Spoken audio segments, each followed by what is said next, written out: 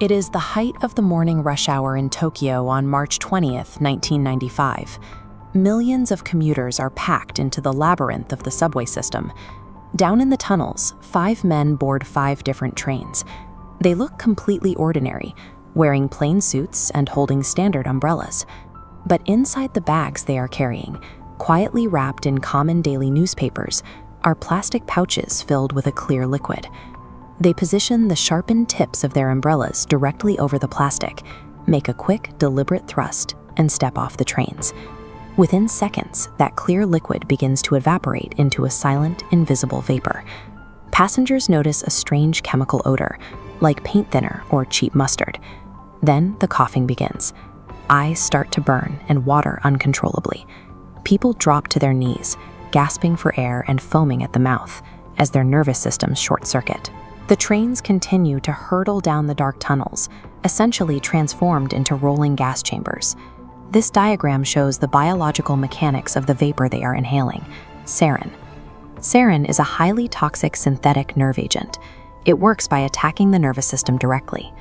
Your nervous system relies on a specific enzyme to turn off the signals sent to your muscles. Sarin blocks that enzyme. Without it, your muscles are constantly, violently stimulated. As the overstimulation continues, the body secretes fluids uncontrollably. The victim suffers immense chest tightness, convulsions, and eventually asphyxiation, because they literally lose control of the muscles required to breathe. A drop of liquid sarin the size of the head of a pin can kill an adult in minutes. Above ground, the streets of Tokyo looked like a war zone.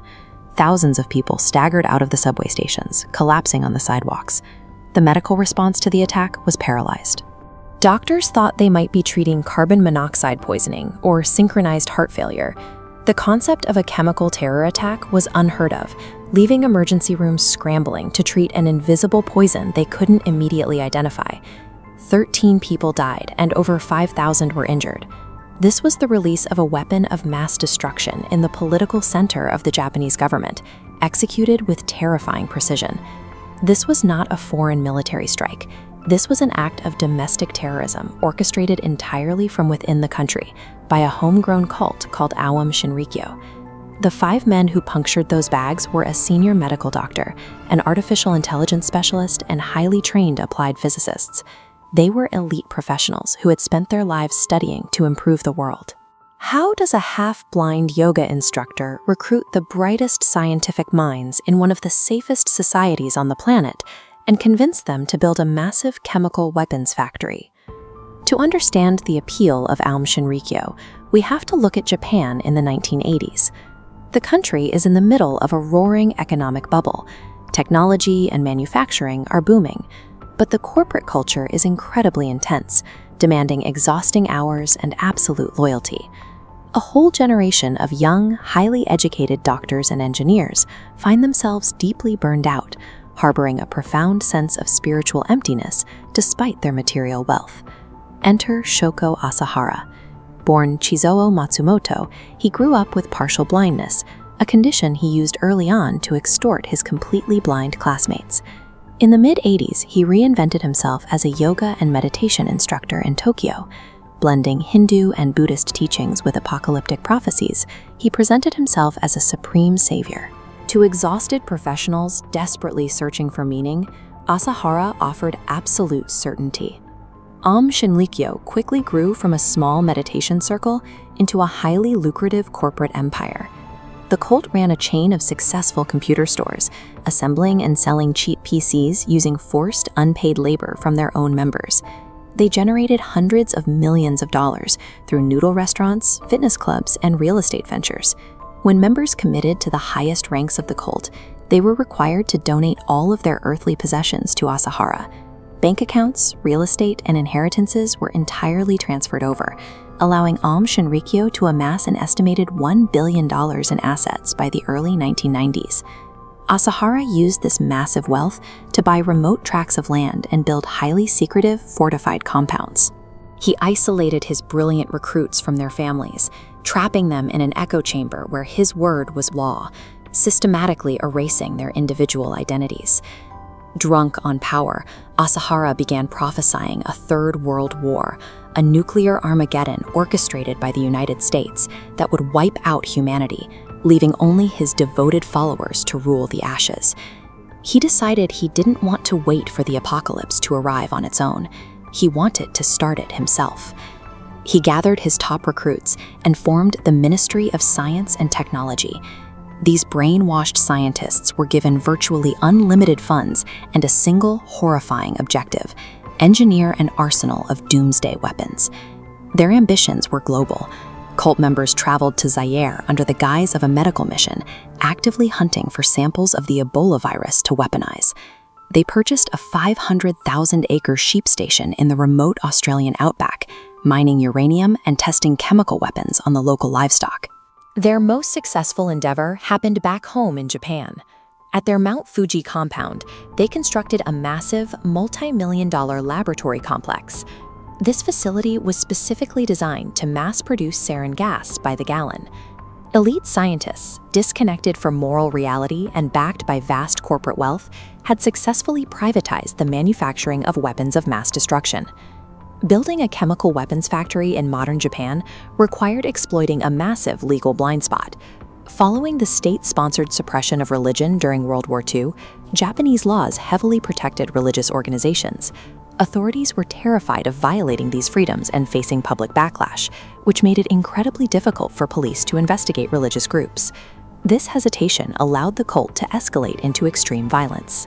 In 1989, a young lawyer named Tsutsumi Sakamoto was compiling evidence of fraud within the cult, preparing a lawsuit that threatened to bankrupt them.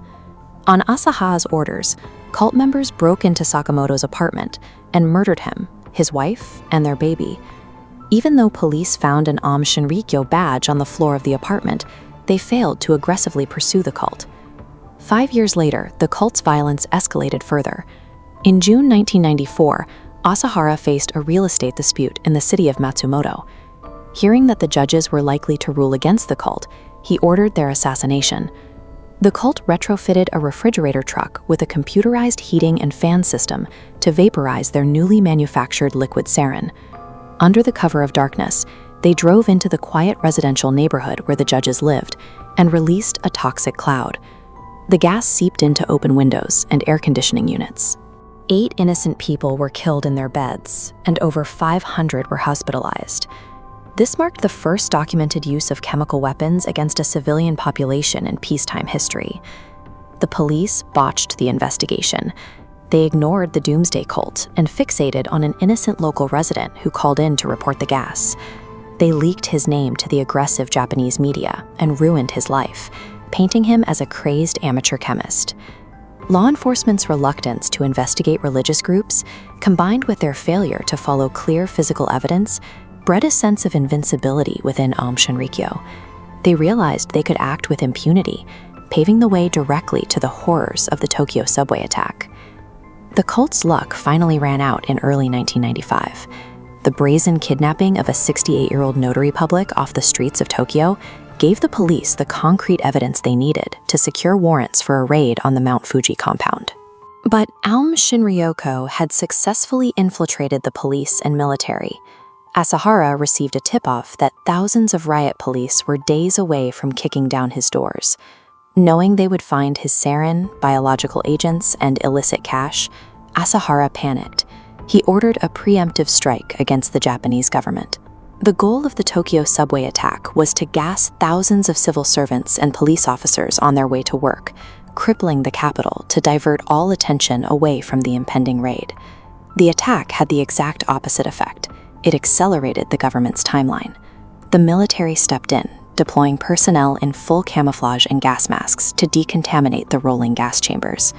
2 days later, over 2,000 police officers in riot gear and military-grade gas masks descended upon the Aum Shinrikyo compound. Inside, they found a factory of horrors, incubators filled with anthrax, a Russian military helicopter purchased to spray chemical weapons, and emaciated prisoners locked in tiny shipping containers. Shoko Asahara had vanished. This triggered a frantic nationwide manhunt that lasted nearly 2 months. Finally, acting on a tip, police raided a specific building on the compound again. After noticing a discrepancy in the architectural blueprints, they tore down a wall and discovered a tiny secret room. Inside, sitting in the dark and clutching nearly 10 million yen in cash, was the mastermind. Asahara was dragged out into the daylight, shivering and terrified. It ended his reign of terror, but the capture came months too late for the thousands already blinded or paralyzed by his commands. The subway attack ended the assumption that chemical weapons belonged solely to the military complexes of superpowers. Aum Shinrikyo demonstrated that a private, well-funded group of fanatics operating in secret could manufacture a Doomsday arsenal in a shed. The incident forced a total revision of Japan's disaster protocols and anti-terrorism laws. Today, transit riders still see the physical remnants of that morning. The trash cans were removed from stations nationwide to prevent anyone from hiding a gas package in plain sight. The men on those trains were elite doctors and physicists who understood logic better than most of society. Yet their transition from healers to assassins proves that extreme isolation can weaponize even the most analytical minds. If the spiritual emptiness is profound enough, even those trained in reason can be remolded into agents of mass murder.